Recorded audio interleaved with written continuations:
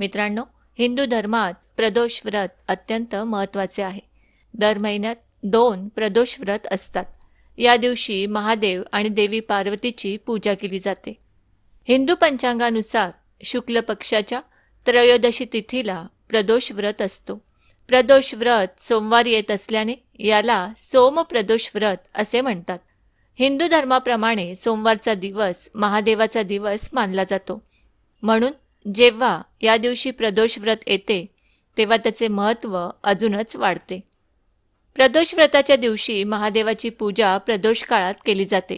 सूर्यास्तापासून 45 मिनिटे आधी व सूर्यास्ताच्या 45 मिनिटांनंतर हा कालावधी प्रदोष काळ मानला जातो. प्रदोष व्रतात महादेवाचे अभिषेक करून बिल्वपत्र अर्पित करावे. शिवमंत्रांनी जप करावा. जप केल्यानंतर प्रदोष व्रतकथा ऐकावी. नंतर आरती करून कुटुंबात प्रसाद वाटावा. चला तर मग श्रवण करूया सोमप्रदोष कथा. पौराणिक कथेनुसार प्राचीन काळी एका गावात एक ब्राह्मण स्त्री राहत होती. त्या ब्राह्मणीच्या पतीचे निधन झाल्यामुळे तिला पोटा पाण्यासाठी मुलासमवेत भीक मागण्यासाठी घराबाहेर पडावे लागत होते. ती स्वतः आणि आपल्या मुलाला भीक मागून खाऊ घालायची. दिवस सरत असताना एके दिवशी ब्राह्मणी घरी परत येत होती. तेव्हा तिला एक मुलगा जखमी अवस्थेत विवळत दिसला. ब्राह्मणीने त्याला आपल्या घरी आणले. मुलगा विदर्भाचा राजपुत्र होता. शत्रूच्या सैन्याने त्याच्या राज्यावर हल्ला चढवला होता आणि त्याच्या वडिलांना पकडून आणले होते. त्यांनी राज्याचा ताबा घेतला होता. म्हणून तो मुलगा अशा अवस्थेत इकडे तिकडे फिरत होता. राजकुमार ब्राह्मणांच्या घरात राहू लागला. कालांतराने तो राजपुत्र आणि ब्राह्मणीचा पुत्र हे दोघेही मोठे झाले. त्यानंतर एके दिवशी अंशुमती नावाची गंधर्व मुलगी राजकुमाराला पाहून त्याच्या प्रेमात पडली.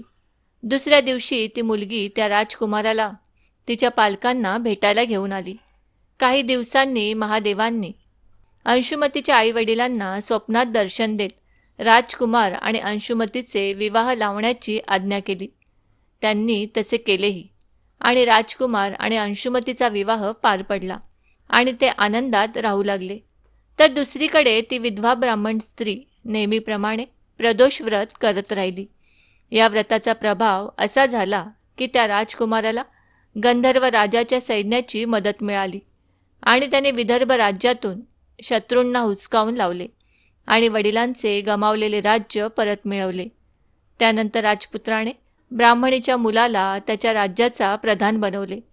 प्रदोष व्रतामुळे राजपुत्र व ब्राह्मणपुत्राचे दिवस सुधारले. या प्रकारे ब्राह्मणीच्या प्रदोष व्रताच्या महानतेमुळे राजकुमार आणि ब्राह्मण मुलाला चांगले दिवस आले. अशाच प्रकारे भगवान शंकर त्यांच्या इतर भक्तांवर कृपा करतात.